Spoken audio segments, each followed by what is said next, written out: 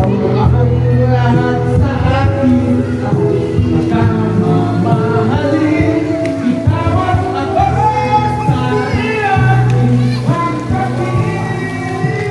kayo ko sa Hilltop sa Moca City.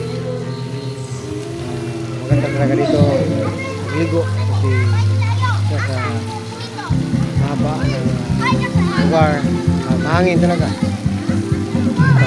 Maganda. Kung talaga gusto maligo dito,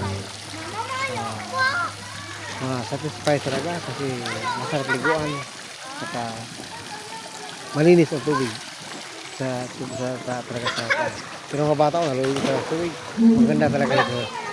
Una kami, okay lang yun.